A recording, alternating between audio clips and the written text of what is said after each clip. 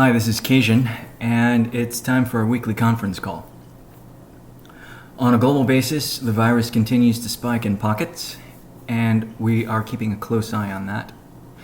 Chapter 11 bankruptcies, layoffs, this is what everyone's talking about, not just in the United States, this is global. And people are using the words tsunami and waves of destruction. We can probably think about things in terms of pockets of destruction as well as pockets of recovery. Jamie Dimon, head of JP Morgan, stated that nobody knows what's going to come next. And that's rare from someone on the street who runs JP Morgan to say something like that. We know what JP Morgan said in the past related to Bitcoin, but in this case, they have a lot of money on the line, and they are trying to be as accurate as possible, because if they are not, they will lose money. Goldman Sachs, by the way, in 2008 was bailed out by Warren Buffett to the tune of $5 billion. And that happened with a systemic crisis starting in the United States that wasn't anywhere near what we are facing today. So it's very important for everyone to pay close attention to that, because that will answer questions that anyone has related to perhaps why customers don't act the way they did or pre-pandemic, or why things are a bit different now when it comes to running companies. You've got large and small companies that are facing the exact same thing, and that is a level of uncertainty that does not enable them to prepare for an outcome. We have contingency plans in place, and we also have recession-proof products and are fairly resilient. We have customers, as it was described last week, and this continues to happen, that come to us that are trying to compete in this kind of environment, in this uncertain environment, in addition to looking for data sets to solve for COVID-19. And that's what we provide. On the industry side, we're going to combine industry and crypto here, because we had an interesting headline come across the wires stating that OpenAI's GPT-3, their latest NLP model, NLU and NLG model. It's primarily an NLG model, natural language generation, as opposed to an NLU model. But anyway, this model, some have made the claim that it's the best thing since Bitcoin. That's like comparing Facebook and Apple that's like comparing Facebook and Google before Facebook IPO'd. They're apples and oranges here. The issue with GPT-3 is that some claim that it's so groundbreaking that it's going to take all the attention away from crypto and Bitcoin. Now, that doesn't make any sense. These things work hand in hand, and that's the real issue that everyone should understand, that data provenance, and data lineage, where you get your data, where it was massaged, wrangled, or transformed in any way, where it was touched, any timestamps, etc. associated with that data. You want to track all of those things. The best way to do that is to create hashes of hashes to make sure that your data is reliable and that your experiments can be reproduced if you're writing a paper related to a breakthrough. So natural language processing and natural language understanding and natural language generation go hand in hand with blockchain and crypto. And we are the proof in the pudding on that. Other news, MasterCard is enabling cards for crypto. PayPal is also enabling transactions with crypto. BTC and ETH, I think initially. We're actually testing it out right now, and we'll let you know how it goes. They're working with a company called Revolut, by the way. Might recommend, or you might want to look at that. We'd recommend that. On the corporate side, most corporate development efforts are focused on streamlining onboarding and customer satisfaction, just for the purpose of automation and scaling. That's pretty much what we're focused on the corp dev business development side. On the engineering side, everything is humming right along. We've got an update from engineering I'll be going over tomorrow, and that will provide or invoke a few other updates. So we're going to hold off on any engineering updates right now. Customers, partners, and collaborators. We've got S&P Global with Bloomberg, Amazon, Microsoft, LBNL, Lawrence Berkeley National Lab, CERN. We mention these and their progress every week. Things are on track, and we hope that we can have something from S&P Global within days. This is kind of what we're looking at right now. We are hinging everything on the Alpha Week article because we would like S&P Global to include a link to the Alpha Week article in the description about our data sets when they list our data sets.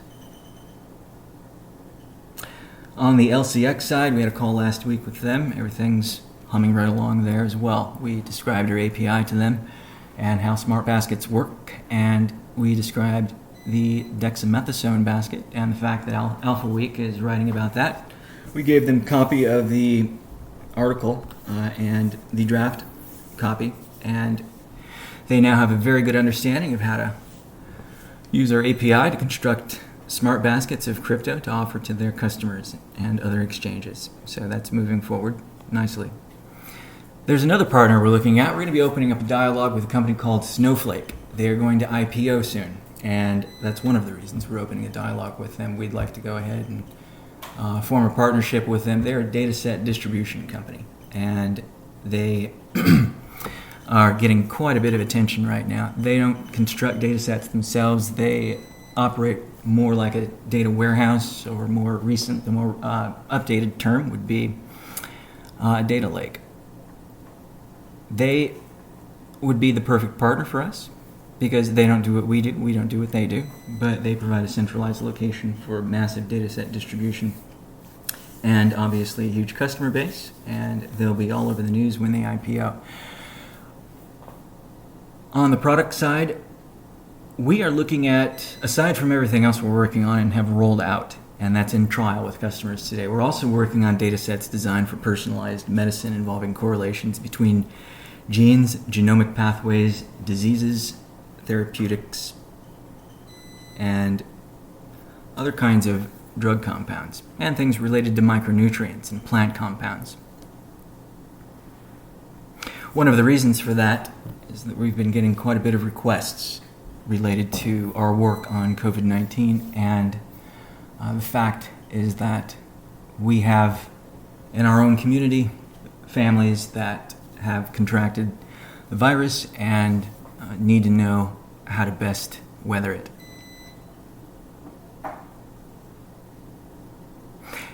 I might also mention that when you talk about COVID-19 and the best way to battle or defeat the virus, the world does not have enough data yet. And data provenance is also an issue, where the reliability of the data has come into question in several different instances. And we are looking at, obviously, we collect data in real time, but we're looking at peer-reviewed studies, peer-reviewed data sets that we can augment and combine with our data sets that will enable new discoveries. On the sales and marketing side, I touched on it a bit. We are mainly focused on automation, automating business development. That is what companies need to do today. On the IR, PR, and Marcom side, we are on track to work with GEM, our agency. They've been contacted. They have copy from us and are ready to go in terms of taking the Alpha Week article when it's ready and writing about that and publishing additional press related to what we're doing with them and reaching out to additional trade publications. We have signups coming in on a regular basis, and we are not advertising, and we are happy about that. We are most concerned with scaling, and this also means scaling IR and PR and Marcom efforts in parity with, making sure they're in parity with engineering. On the legal side, we have a legal opinion that's been granted, and we are going to be approaching a few exchanges. One of the exchanges we approached was to relist on IDEX, and so they are taking a bit of time. They have more paperwork involved with what they do today than in the past, and that's understandable. So we're going through that process with them. They also requested a legal opinion if we have one. Now we do, so we'll go ahead and give that to them. Our current primary exchange is Probit. One of the reasons we chose Probit was to test the Korean market test it, but also to observe arbitrage between IDEX and Probit. Well, it looks like we might be observing arbitrage between IDEX and Kraken, because our legal opinion is ready, and we are ready to reopen a dialogue with Kraken, but that is not going to happen until we've got Alpha Week and S&P Global first. Timing. Questions from the trader base. Our first question is, does VXV keep track of relationships with ADRs? ADRs are American Depository Receipts. ADRs are trading vehicles, basically. They're financial instruments. Let's say there's a company outside the United States that wants to list on NASDAQ or NYSE. They are able to list as an ADR, and they'll have a stock symbol, and it will be classified as an ADR. So does VXV keep track of relationships with ADRs, or only with native U.S. securities? We currently operate on native U.S. securities, U.S. markets, NASDAQ and NYSE. However, let me just mention first that ADRs don't move much historically when you look at them. They're just not as liquid as normal trading vehicles, and there's no real opportunity for arbitrage as well. And we usually don't include them. No one really wants to trade ADRs. That's also another fact when it comes to developing systems. ADRs trade just a bit differently and with a little less volatility. And they're just not the ideal trading vehicle. Our relationship with S&P Global enables VectorSpace to operate on all global indices, not just NASDAQ and NYSE. And that's why we've been working with S&P on grabbing data that they have related to indices outside the United States. And they'll also be introducing crypto data sets and data points to their customers, because they're interested in VectorSpace distributing data sets with traditional stocks, equities, ETFs correlated to high quality cryptos that have products in the hands of customers and revenue. So we'll go ahead and help curate and automatically generate correlations for them between traditional trading vehicles and crypto. And that'll be a nice way for us to showcase VXV as a crypto to the traditional world that S&P Global services as the largest financial information provider. If you want to include any on the list, any cryptos on the list that you think might qualify, feel free to message us in one of our comm channels. Our second question, and we only have two: when is the investment club going to start? The answer to that is as soon as the Alpha Week article comes out. On the strategy side, it's going to be very hard for others to grasp the fact that we operate and service all industries. When you look at a software company or enterprise company, very few service most or all industries. The ones that do have the largest addressable market, and that's what we have. But it's still hard for a sector of investors and community members, the public, to understand that we operate in any sector, in any industry. And because of that, you might find that an article might be posted somewhere by ourselves on one of our social media channels, and might wonder how that article connects to VectorSpace and data sets. Well, it's important to remember that every industry uses data sets today and has a need for them to make better predictions.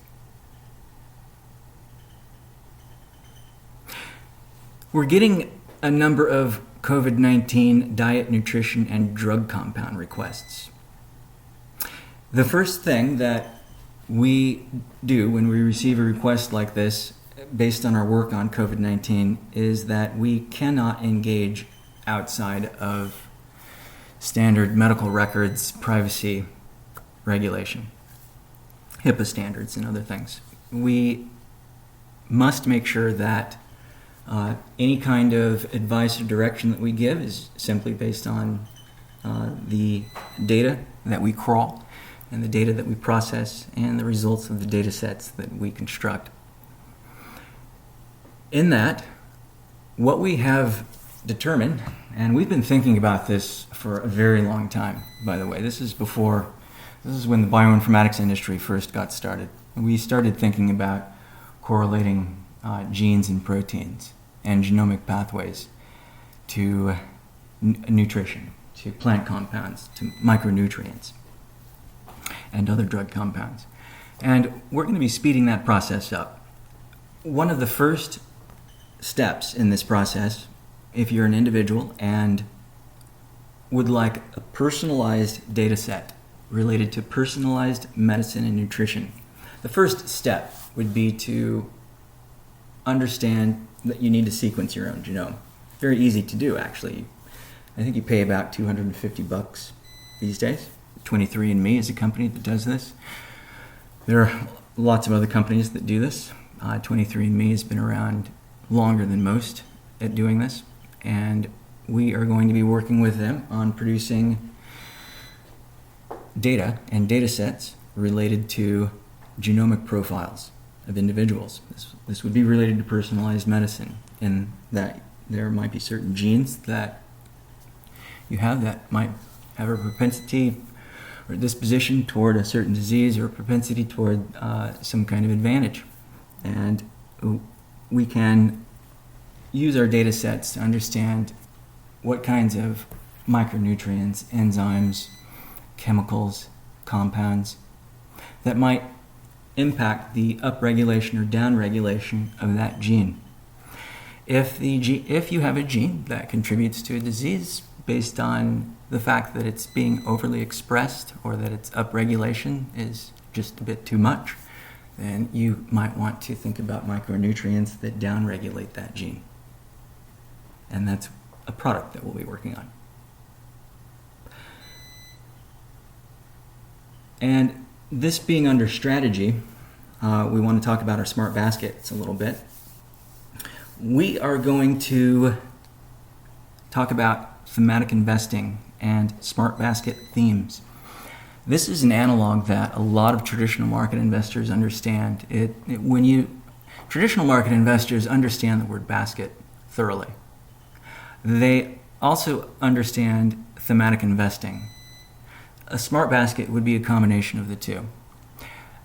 Traditional thematic investing involves a market researcher hand curating manually, taking time, days sometimes, constructing a basket of securities related to any kind of research point, any kind of term. We do this in an automated way. So we're going to be focusing on manual versus AI-assisted thematic investing. And that's really just the result of a cluster from a data set that results in a smart basket. But we're going to be engaging with some partners on that basis of thematic investing and automating it. The baskets we have currently, COVID-19. Originally we called it the coronavirus basket before COVID-19 existed. And that basket is doing quite well to date. It would be very key to understand the performance of that basket and what it's been doing and the components in that basket and how they could have resulted in tremendous returns. We also have another basket. First, before I move on to that basket, the COVID-19 basket, we are looking to showcase this basket because it's done so well. It's not a cherry pick. The fact is we churned this basket out very early, and we had no idea how it was going to perform, but it did perform according to our past historical performance related to baskets we've tested in the past. And we may be getting a few trade publications like Alpha Week to showcase this basket and other financial institutions. We're kind of looking at S&P Global to maybe showcase this as well. So we'll see. But we do have in the bag the dexamethasone basket, and dexamethasone is a drug compound known to fight COVID-19 and the cytokine storm.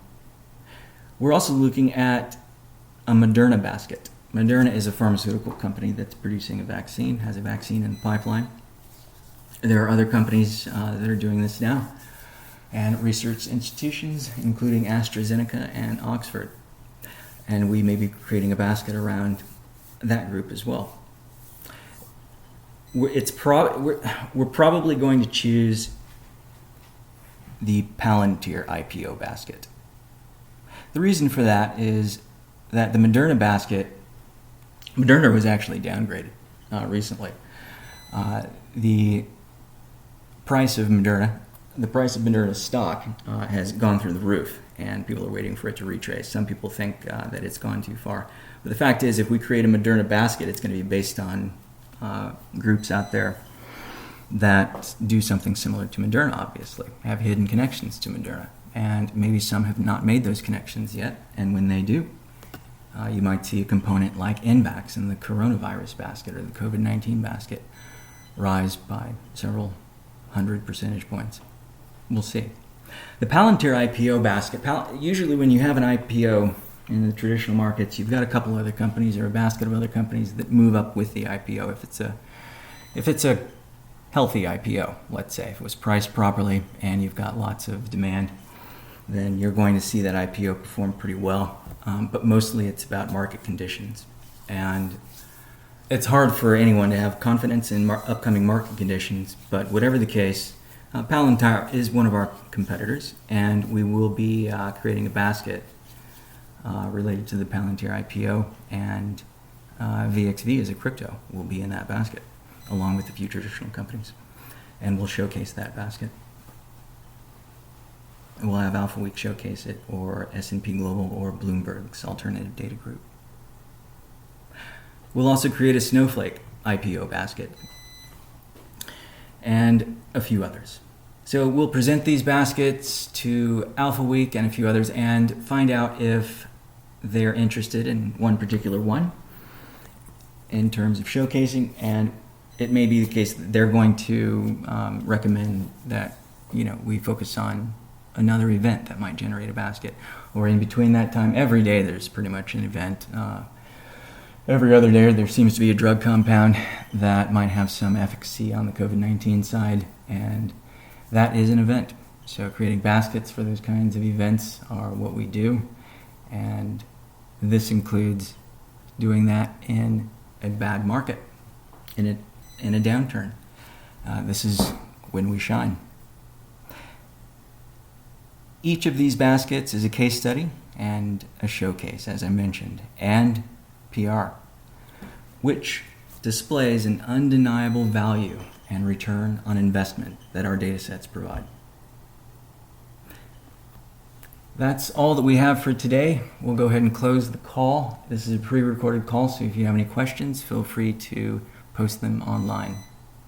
Thanks for joining, and I'll see you next time.